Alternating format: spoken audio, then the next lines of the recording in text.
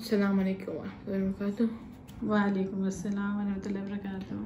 आज आप किस सहाबी के बारे में बताएंगे? इंशाअल्लाह मैं आज आपको ज़ैद बिन साबित रज़ी अल्लाह ताला अन्हु के बारे में बताऊंगी। तो जनाब कुछ यूँ हुआ कि जब 2 हिजरी में कौन सी जंग हुई थी? बैटल ऑफ बदर।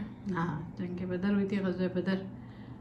तो वो इस जंग में 17 साल के 17 साल के थे, बिल्कुल सही।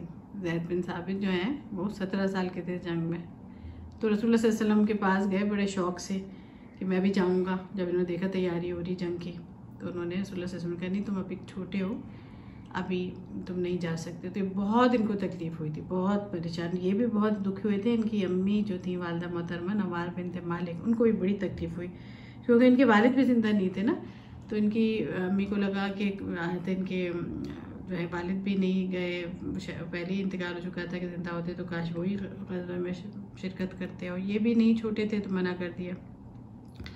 लेकिन ये जो थे ये अंसार में से थे ना, तो क्या था कि ये ज़हीन बहुत थे और बहुत माशाल्लाह अच्छी इनकी जो है अल्लाह ताला ने अक़ल इनको अता की थी। तो हुआ ये कि इन्होंने सोचा कि मैं और किस तरह खिदमत कर सकता हूँ दीन की। तो इन्होंने जो है कुरान हिफ्ज़ करना शुरू कर दिया। अच्छा, अब जब अपनी अम्मी को बताया तो बहुत खुश हुई, तो बहुत ज़बरदस्त बात है। फिर क्या हुआ कि उनकी अम्मी ने कुछ लोगों को बताया कि मेरा बेटा तो माशाल्लाह जो है कुरान हिफ्ज़ कर रहा है। तो उन्होंने जाके रसूलुल्लाह सल्लल्लाहु अलैहि वसल्लम से ज़िक्र किया, रसूलुल्लाह सल्लल्लाहु अलैहि वसल्लम ने इनको बुलाया। तो इनको उस वक्त कोई 17 सूरतें ज़बानी याद थी, और जब इन्होंने तिलावत शुरू की तो इतनी अच्छी तिलावत, इतनी प्यारी तिलावत, रसूलुल्लाह सल्लल्लाहु अलैहि वसल्लम बहुत मुतासिर हुए। और जब रसूलुल्लाह सल्लल्लाहु अलैहि वसल्लम को ये पता चला कि सिर्फ याद ही नहीं है बल्कि इनको अरबी ज़बान लिखनी भी आती है, तो बहुत खुश हुए रसूलुल्लाह सल्लल्लाहु अलैहि वसल्लम। और फिर उन्होंने इनसे कहा कि ए ज़ैद, मेरे लिए यहूद की ज़बान यानी अबरानी लिखना भी सीखो, क्योंकि मुझे यहूद पर एतबार नहीं है। तो इस बात को इतना इन्होंने जो है ज़ाहिर सी बात है इतना बड़ा ऑनर था, एजाज़ था, इन्होंने फ़ौरन जो यहूदियों की ज़बान थी ना अबरानी, वो सीखनी शुरू कर दी, उसमें महारत हासिल कर ली। तो उसके बाद रसूलुल्लाह सल्लल्लाहु अलैहि वसल्लम के पास यहूद की तरफ से कोई भी लेटर आता, ख़त आता, पैगाम आता, तो वो इन्हीं को देते, ये पढ़ के सुनाते। और कुछ लिखना होता तो ये रसूलुल्लाह सल्लल्लाहु अलैहि वसल्लम की तरफ से तो यही लिख कर देते अबरानी ज़बान में। अच्छा, उसके बाद फिर रसूलुल्लाह सल्लल्लाहु अलैहि वसल्लम के हुक्म के मुताबिक इन्होंने अबरानी की तरह एक और ज़बान होती सरियानी, वो भी सीखी, क्योंकि ज़हीन बहुत थे ना, और ज़बान सीखने से आपको पता है वैसे ही आप और आपकी जो है ना जहानत में इजाफा होता है। तो फिर ये रसूलुल्लाह सल्लल्लाहु अलैहि वसल्लम के तर्जुमान बन गए। अच्छा, उसके बाद जब रसूलुल्लाह सल्लल्लाहु अलैहि वसल्लम ने देखा कि बहुत ही अमानतदार हैं और बहुत मामला फ़हम है, बहुत ही अक्लमंद, मतलब ज़बरदस्त अल्लाह ने इनको जहानत भी दी है, तो फिर रसूलुल्लाह सल्लल्लाहु अलैहि वसल्लम ने इनसे जो है वही जो जब पैगाम आता था ना रसूलुल्लाह सल्लल्लाहु अलैहि वसल्लम के बाद अल्लाह की तरफ से, कुरान आपको पता है ना 23 साल में 23 ईयर्स में थोड़ा थोड़ा होकर नाजिल हुआ है। तो फिर इनसे कहा कि जब वही आया करे तुम लिख लिया करो। तो इसीलिए ये फिर क्या हो गए, कातिबे वही। कौन हो गए?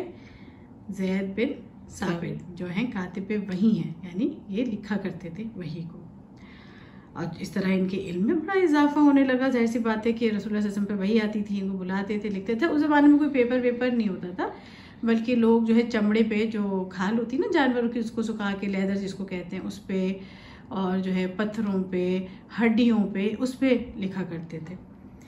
फिर क्या हुआ कि आपको पता है ना जंग यमामा में जो बहुत सारे हुफाज जो हैं वो शहीद हो गए थे, जो मुसलमा कद्दाब के ख़िलाफ़ जंग हुई थी ना, जो जिसने झूठे नबी होने का दावा किया था, कद्दाब यानी झूठा। तो उस हज़रत उमर ने हज़रत अबू बकर को ये एडवाइस की थी, याद है आपको ये बात, कि आप जो हैं वो कुरान को जमा करना शुरू करें। तो हज़रत अबू बकर ने फिर ज़ैद बिन साबित ही को बुलाया, क्योंकि ये कातिब वही भी थे ना, कि आप ही ने लिखा है, आप ही इसके जो है स्क्रिप्चर्स जो है मुख्तलिफ जगह जगह लिखा है, इसको जमा करें। ये काम इनके ज़िम्मे ही सौंपा किया था। फिर हज़रत उस्मान के ज़माने में भी, उनके दौरे खिलाफत में, जब सहाबा ने कुरान मजीद के मुख्तलिफ नुस्खों को जमा किया तो उनमें भी ये शामिल थे। अच्छा, फिर आपको पता है जब रसूलुल्लाह सल्लल्लाहु अलैहि वसल्लम की वफ़ात हुई थी ना, तो क्या हुआ कि आपको पता है खिलाफत के लिए थोड़ा सा जो है मुसलमानों में झगड़ा हो गया। तो सक़ीफ़ा बनु साइदा में वहाँ पे ये झगड़ा शुरू हो गया। महाजिर कहने लगे कि हम में से होगा, और अंसार क्या कहने लगे थे हम नहीं।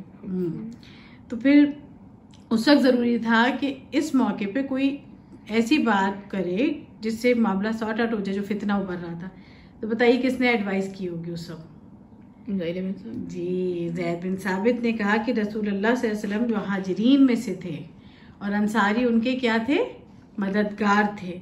तो इसलिए खलीफा जो है महाजिरीन में से ही होना चाहिए और अंसारी उस खलीफा के क्या होंगे? मददगार होंगे।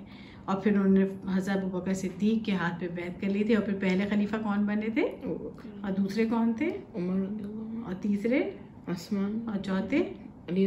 जी बिल्कुल, पहले हज़रत अबू बकर, दूसरे उमर तआला अन्हु, तीसरे हज़रत उस्मान और चौथे हज़रत अली। अच्छा जनाब, अल्हम्दुलिल्लाह इनकी जहानत से ये मामला निमटा और जो है वो मुसलमान जो हैं एक बड़े फितने से बच गए। अच्छा, उसके बाद जो मुश्किल मसाइल होते थे ना, क्योंकि इनके पास बड़ा इल्म था ना। अब्दुल्ला आपको नींद आ रही है? आपने इतनी आंखें क्यों फाड़ी हुई हैं?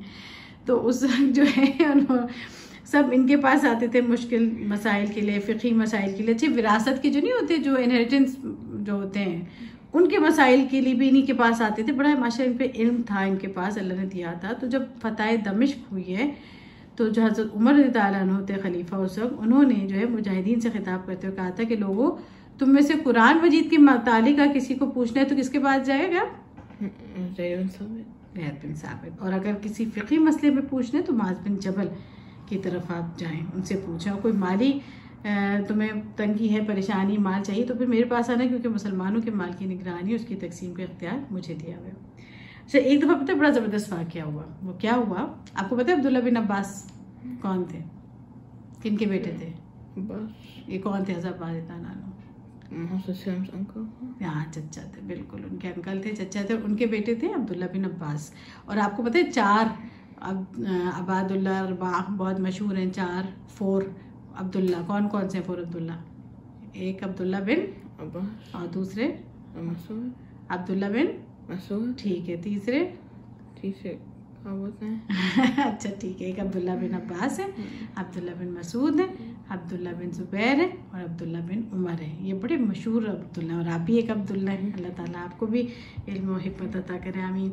तो अब्दुल्ला बिन अब्बास हज़रत अब्बास के बेटे थे, जो है हज़रत अब्बास जो चचा रसूल सल्लल्लाहु अलैहि वसल्लम के। अब्दुल्ला बिन उमर जो हैं वो हज़रत उमर के बेटे हैं। अब्दुल्ला बिन जुबैर जो हैं ज़ुबैर बिन अव्वाम के बेटे हैं, जो रसूल सल्लल्लाहु अलैहि वसल्लम के फूफीज़ाद भाई थे ना, हज़रत सफ़िया के बेटे ज़ुबैर, उनके ज़ुबैर बिन अव्वाम।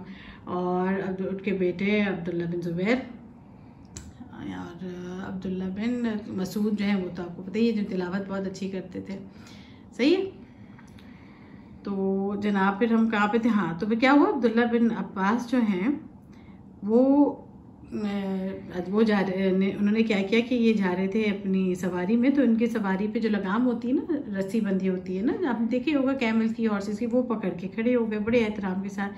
तो ज़ैद बिन हारिसा, वो ज़ैद बिन साबित ने कहा कि आप जो है रसूलुल्लाह सल्लल्लाहु अलैहि वसल्लम के चचाजाद भाई हैं, घोड़ी की लगाम छोड़िए, मुझे शर्मिंदगी होती है कि ज़ाहिर आप रसूलुल्लाह सल्लल्लाहु अलैहि वसल्लम के चचा के बेटे हैं।